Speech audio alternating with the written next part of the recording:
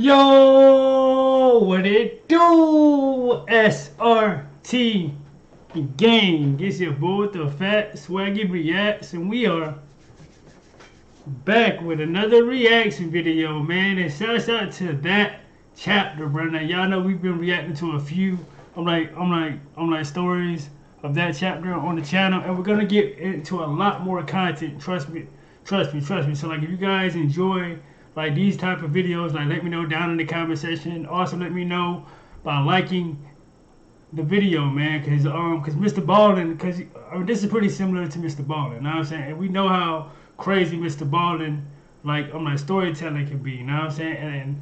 And that chapter is like right up there with him, bro. I promise you, bro. So again, if you guys want more videos, like also like help me out by letting me know what videos to check out like on this channel. Now I'm saying, because I'm just randomly like picking these videos out for you guys, but I want you guys to just like let me know like what videos to check out down in the comment section, okay? And then also share the video, man. Like share this video, man, so like it can be seen more, man, because I'm trying to get to 100K, man. So it'd be greatly appreciated like if we can get there ASAP. But today, man, we're gonna be checking out the bizarre case of Nathan Carman. So like, share, comment, subscribe, man, if you guys like scary content. I try to drop one of these every night for you guys, man. So like, enough of me talking. Hey, man, let's get into it, man. Let's get into it. Hey you, and welcome. My name is Mike, and in this old video, what we're going to do today, we're going on a boat, something, don't you ever forget. We're going to look at a story that's set in, not the old England, the new one. And it's a story of twists, spoiler alert, of turns, and of riches. And it's a story of how riches and impatience, they don't really, don't really mix too well. Oh, man. On the lonely waves off the coast, past Narragansett Bay, a mystery revealed itself. Let's get into it. But what was also revealed were the shady actions of a young man with money on his mind.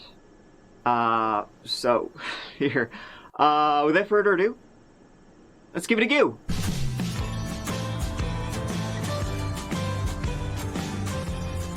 Get into it, man.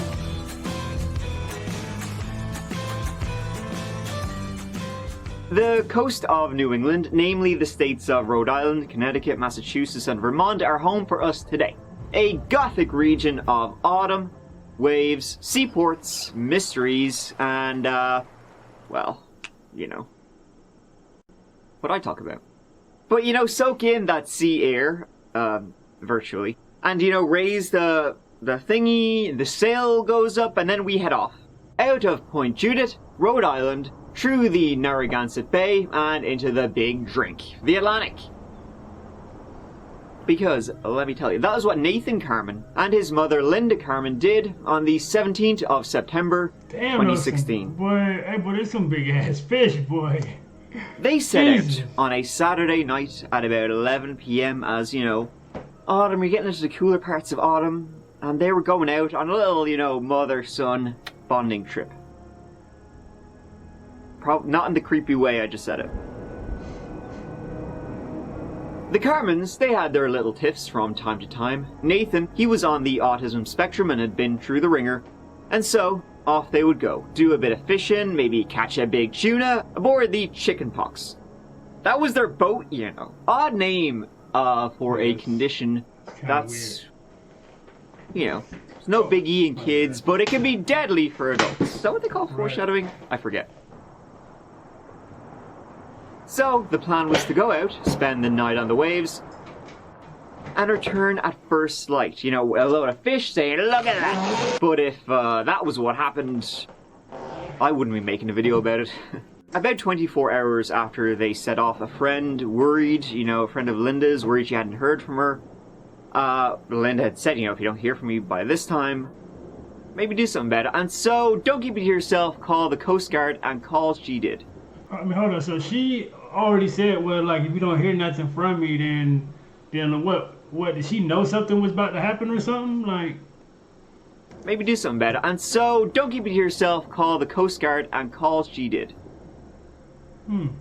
Search for a missing Connecticut family covers the area from Point Judith, Rhode Island, all the way to south of Long Island. That mother and son have not been heard from since. 10:54 was the last one. Leaving dock shortly. Be in contact by 9 a.m. Hope you're having a good weekend. Could have, had motor problems. I don't know. If you see that boat, the chicken pox, or any sign of Linda or Nathan, call the Coast Guard.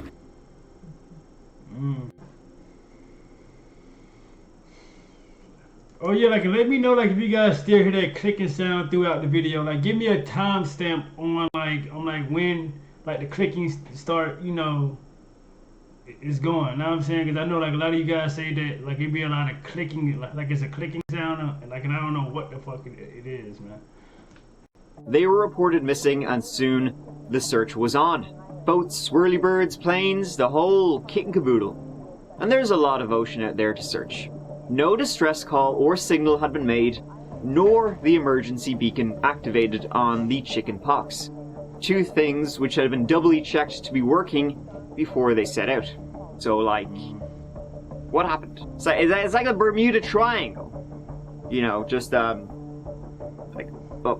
From the air you got this boat at 10 o'clock. to the sea. There's another aircraft and 2 cutters that are also out today. The search is expansive, looking for that 32-foot aluminum boat that Linda Carman and her 22-year-old son, Nathan, were believed to go fishing in late Saturday night. Covering an area from Montauk, New York to Martha's Vineyard.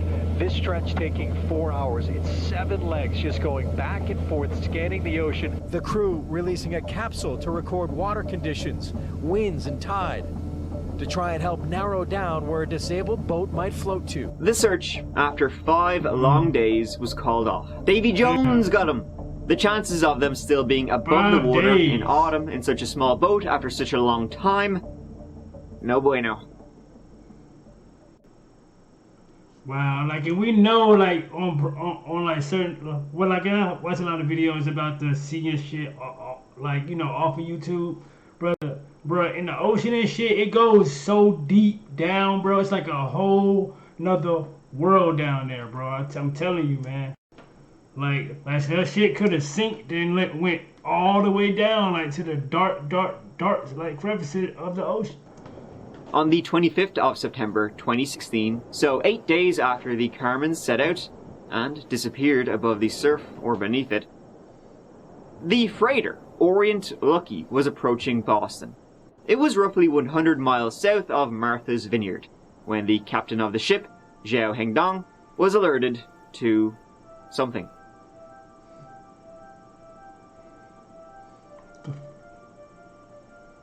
Somebody on that freighter had seen a life raft drift past with a lad on top of it, waving like crazy. It's straight out of Castaway, the movie starring Wilson the volleyball with a heart of gold.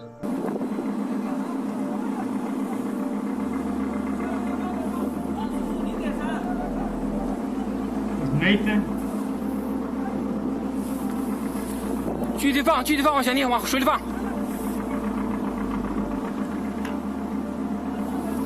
悬梯继续往水里放。悬梯继续往下放。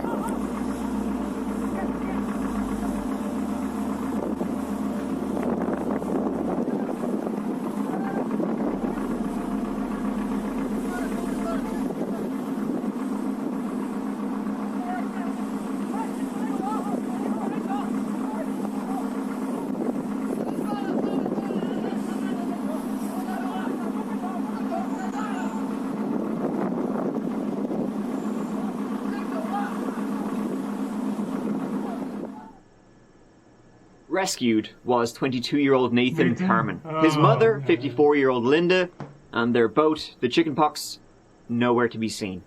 He quickly gave his story to the U.S. Coast Guard. Oh, man. Hello, this is Nathan Carman. Nathan, this is United States Coast Guard, Boston. I need to understand what happened. Mom and I, 2 people, myself and my mom, were fishing at Block Canyon, and there was a funny noise in the engine compartment. I looked and saw a lot of water. So I had my mom bring in the reel, I brought the safety stuff forward. When I saw the life raft, I did not see my mom. Have you found her? No, we haven't been able to find her yet. So I got to the life raft after I got my bearings, and I was whistling and calling and looking around, and I didn't see her. Hold on, so you were what?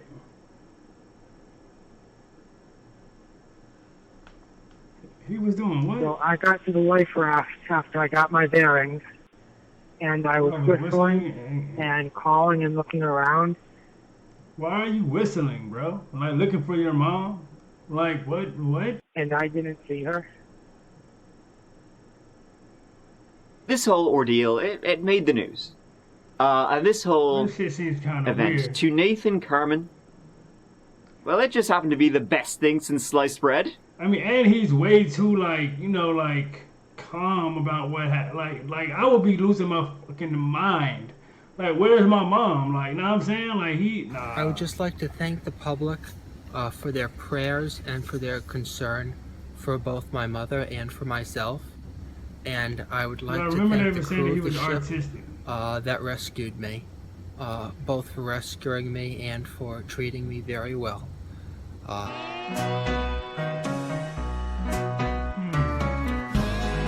Nathan Carman was mostly raised by his mother, his dear mother, Linda. His father, Clark, divorced Linda when Nathan was pretty young, and off he went. Nathan was diagnosed at an early age as being on the autism spectrum, what had previously been called Asperger's syndrome. He had a high level of intelligence, but socially he had difficulties, and grew up a bit of a loner. Nathan and Linda traveled together frequently, and saw the world. See, Linda, she came from a family of means. Baby means. See, her dad was a dad of means. His name was John Chakalos. John was the son of Greek parents who moved to New Hampshire in the 1920s. He himself had served in WW2, and he had made his many millions in real estate. He had 4 daughters, of which Linda was one, and he doted on them, providing for them in every way he could, and doing much the same for his first grandchild, Nathan, purchasing them homes, covering almost all their expenses. Now, what is a woman? Can you tell me that?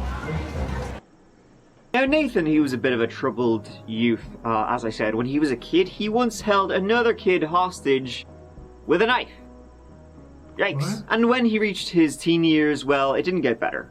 Long story short, like, between him and Linda, it sometimes even got a little bit physical. Things took an even... See, look, see, there it is right there, bro. It even got physical between him and his mom.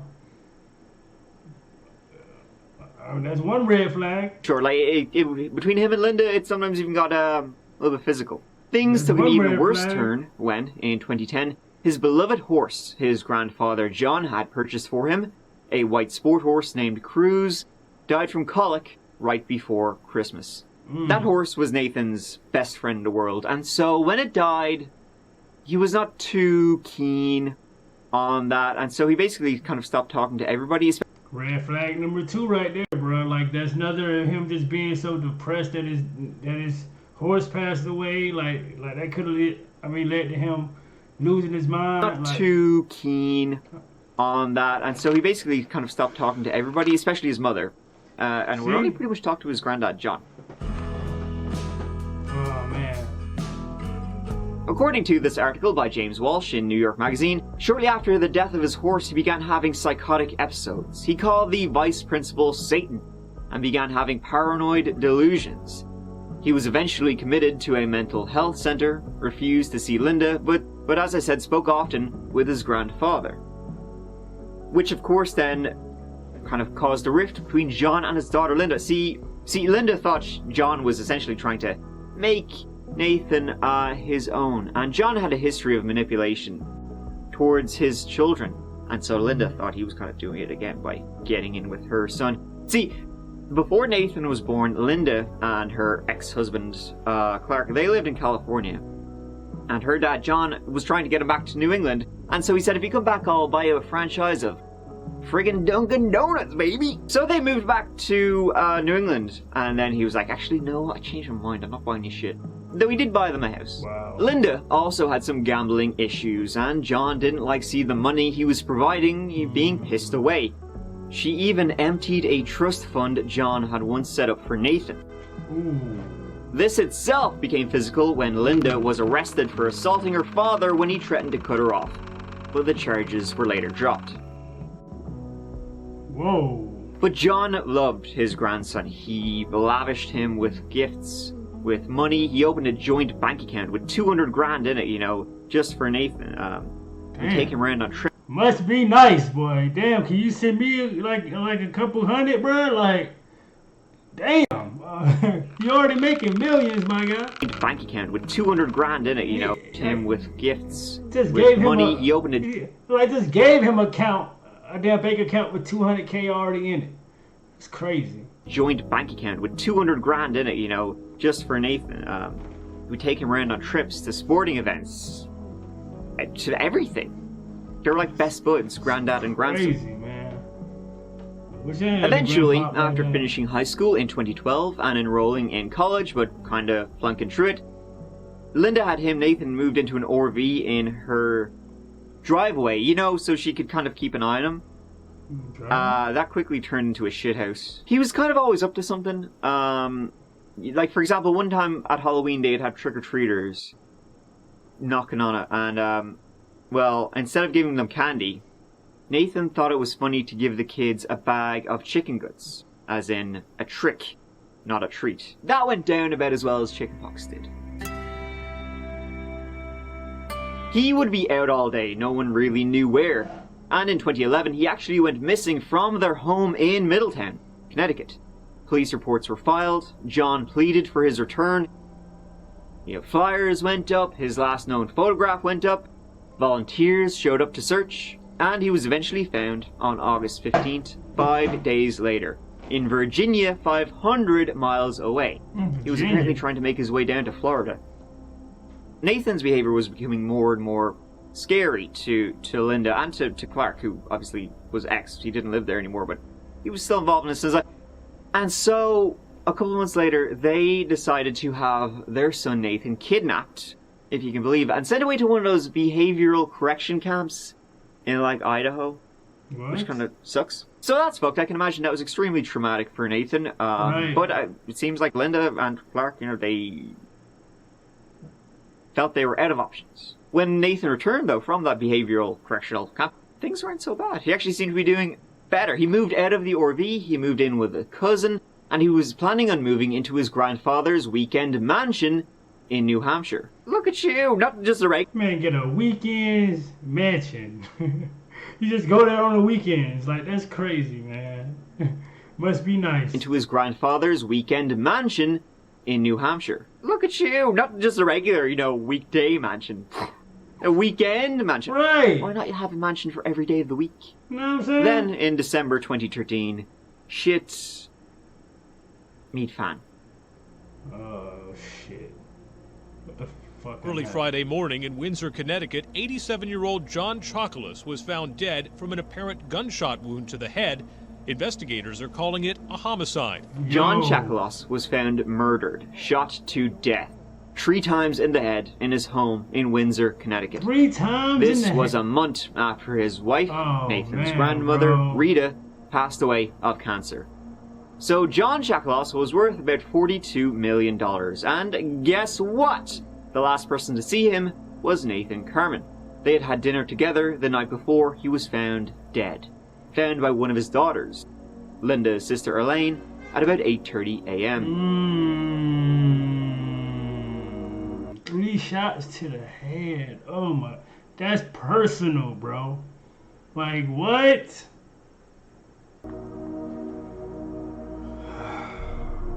Now, Linda had motive. Remember, they had gotten into a bit of fisticuffs after he had threatened to cut her off. Yeah. It also turned out that one of John's accountants had been skimming off the top. But, well, all roads kind of led to Nathan. By the way, as I said, Nathan... I mean, it's a world eat world out here, bro. You can't even trust your own accountant. Like they say, well, like, he got over something million. I take 25K. He ain't gonna notice. Come on, man. Like it's the dog eat dog world out here. But well, all roads kind of led to Nathan. By the way, as I said, a Nathan who adored his granddad and who granddad adored him. So Nathan was the last person to see him before he was found dead the next morning. He couldn't account for his whereabouts that night. In fact, and that night, like about 2-3 o'clock in the morning, he was supposed to go fishing with his mother, and he never showed up, and he didn't cooperate at all with investigators.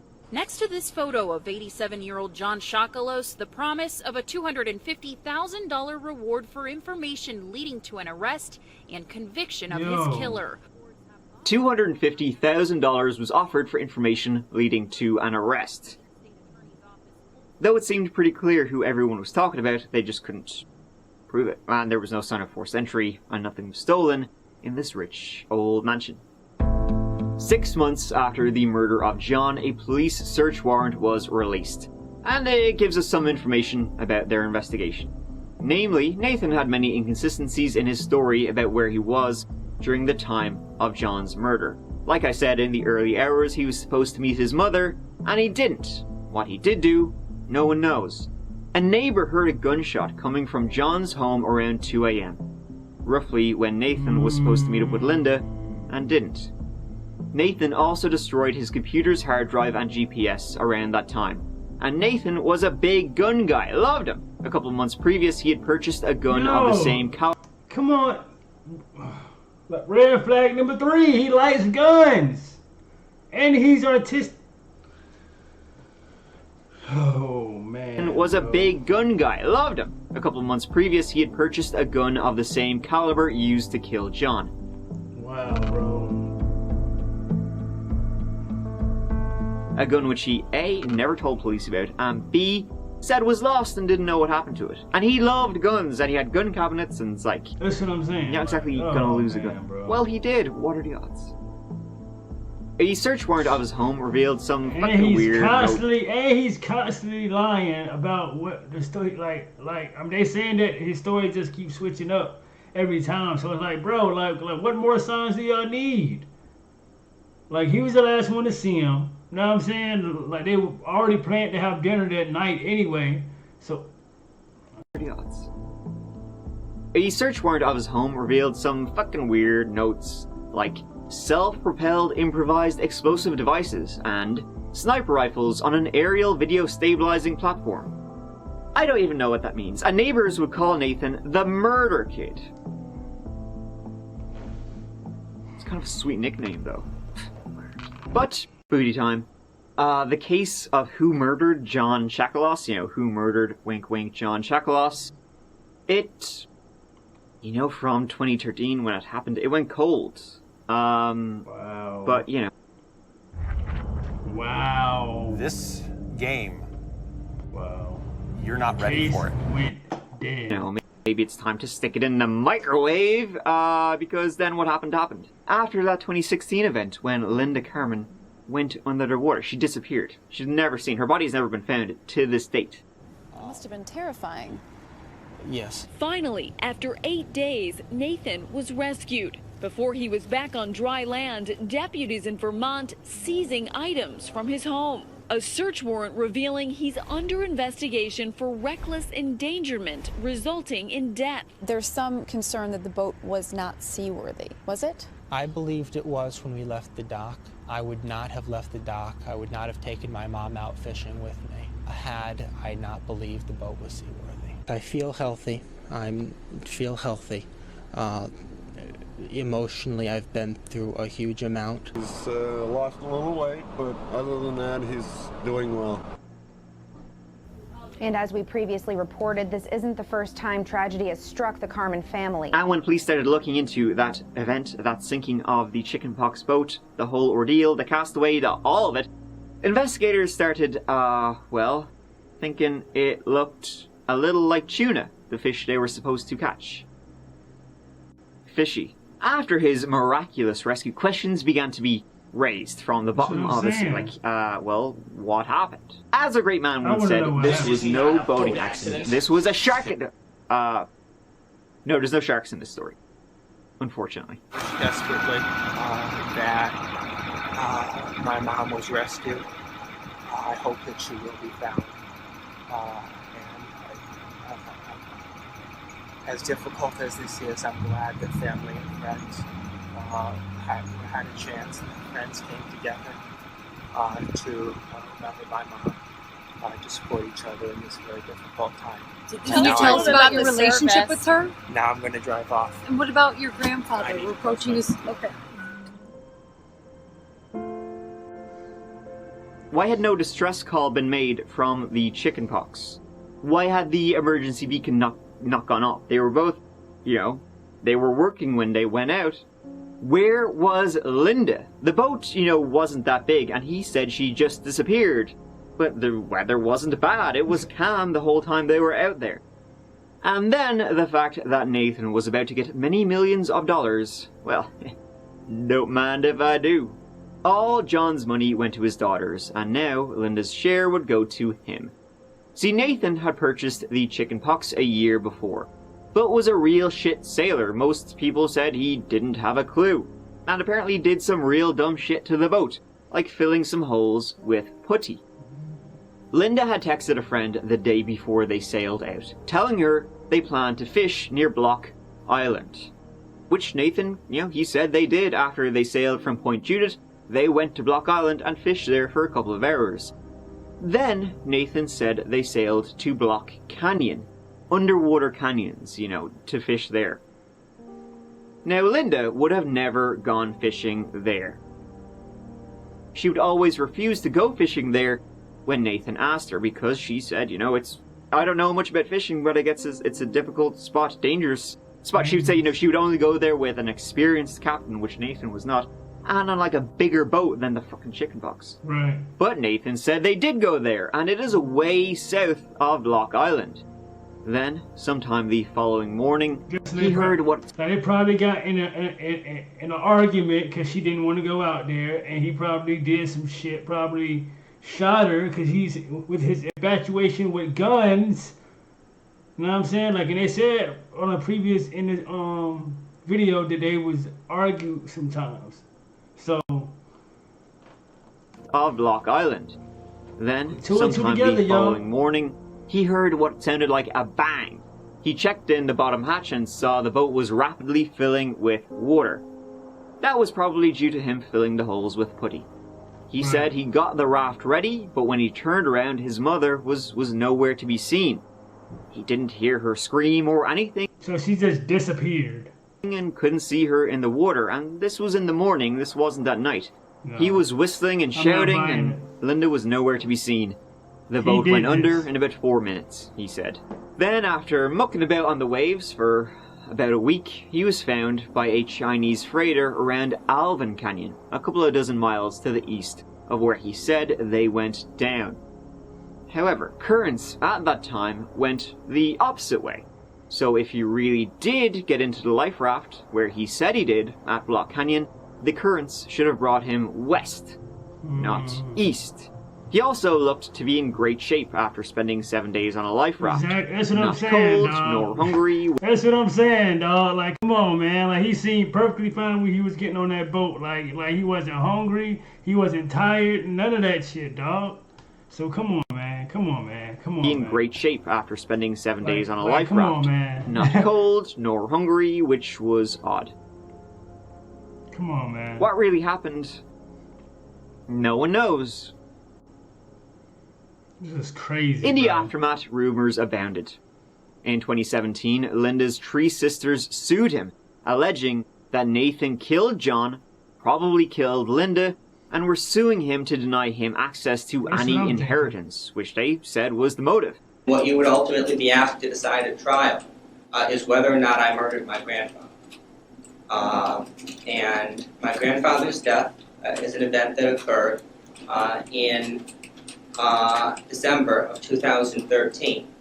Petitioners are asking about modifications that I made to my boat in September of 2016. Are we trying two murder cases here, or are we trying one? And if we're trying two murder cases, if we're saying that the issues at trial are not just did Nathan kill his grandfather or did he not, but also did Nathan kill his mother or did he not? Do we not first need to figure out legally whether or not my mom is considered to be deceased? What's the manner of death? And then by what standard of proof are we trying to determine if my mom, it's difficult for me to repeat the allegation, but if I killed my mom or not. And how does that relate, like even if you did conclude that I killed my mom, how would that relate to your conclusion as to whether or not I killed my grandfather years earlier? I mean, like, you gotta put all the red flags together that I said. You know what I'm saying? He's artistic for one. Like, he has an infatuation with guns. Like, bro, like, he argued with his family sometimes. They didn't always agree on things. And he, come on, man. Like, put all the red flags together, man. Years earlier. It's just, to me, petitioner's argument that the disappearance of my mother relates to their allegations that I killed my grandfather is incoherent. That didn't really stick more than any police investigation stuck. My concern, it's not the money. It's not so much even my freedom as it is my reputation and seeing that I have a future. The judge sided with Nathan. In fact, Nathan blamed his grandfather's mistress on his death, saying she murdered him and robbed him. Now, not much is known about John Shackle's mistress. She's only been named in court documents as Mistress Y, other than the fact that she was 62 years younger than him. You could say she was a gold digger, or you could say that whatever money she was receiving, she'd earned for doing, well, 80s. Let's move on. After John's death in 2013, Nathan received about $500,000, as his share of the estate, even though he was named a person of interest. But within like 2 years of that, he had pissed it all away and was now broke in 2016. That's crazy. $500,000, what, 500K? 500K, he said? Even though he was named $500,000. $500,000. Was his share of the estate. $500,000. Even though he was named a person of interest. And blew it. But within like 2 years of that, he had pissed it all away and was now broke in 2016. And so with Linda dead, he would receive $7 million. Nathan also tried to get insurance, from the sinking of the chickenpox boat. Something he probably shouldn't have done. So he gets even more money if he kills his mom, and on top of the insurance for the boat, he gets $7 million, I'm guessing, after his mom died, and whatever it is with the insurance. He's just trying to collect all that money. Bro. Thinking of the chickenpox boat. Nathan also tried to get, and so with Linda dead, he would receive $7 million. Nathan also tried to get insurance, from the sinking of the chickenpox That's crazy, boat. man. Something he probably shouldn't have done. This trial is focused solely on the insurance policy on Carman's boat. Nathan Carman unexpectedly breaking his silence in his civil trial against the insurance company for his boat, the Chickenpox, which is believed to have sunk somewhere off the New England coast in September of 2016, with his mother on board. This isn't about money. It's exactly what it's about. Stop. Claim. Stop. It's a contingency fee. I get a fraction of that if I win. I've put lots of time, effort, and frankly a lot of misery into this. I almost feel like I have a responsibility to my mom to make sure that the truth comes out. And Mr. Farrell and the insurers, Boat US, Berkshire Hathaway, National Fire and Liability, have made claims against me that are so tremendous, I don't feel like I can walk away from them. Attorneys for Boat US argue that Carman had altered his boat, the Chickenpox, making it unseaworthy, and didn't notify them about the changes. That, they argue, makes them exempt from paying the claim. But Carman's attorney said in closing arguments the 43-year-old boat had problems well before Carman purchased it, putting some of the blame on the previous owner, Brian Wood. Nathan tried to blame the previous owner for its sinking, but an investigation found that Nathan's shitty repairs and alterations to the boat caused it to sink. So the courts ruled the insurance company didn't have to pay out jack shit because Nathan caused it to sink. And because the courts ruled that way, that Nathan caused the boat to sink, you could also say that he caused his mother to die through negligence. And all that brings us to May 2022, when, after a 5.5-year police investigation, 28-year-old Nathan Carman was arrested and charged with murdering Linda Carman at sea. Nathan pleaded not guilty to the first-degree murder charge and to the multiple fraud charges laid against him. He also yelled at reporters. Do you have anything to say? Any reaction to the charges? I'm guilty.